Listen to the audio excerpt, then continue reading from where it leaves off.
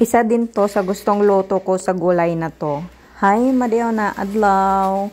Ako pala si isang OFW dito sa Taiwan. And for today's video guys is another day, another luto na naman tayo. So nagluto na naman ako itong pork buto-buto with ampalaya.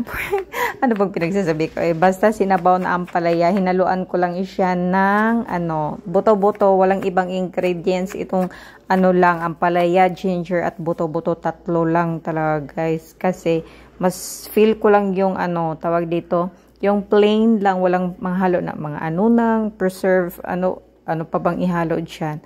Mas masarap din naman to.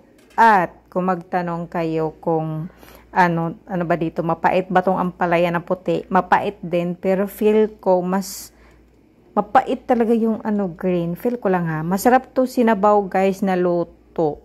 Itong puting ampalaya. So yun lang, napakaraming lutuin at ang sarap ha. Kain po tayo.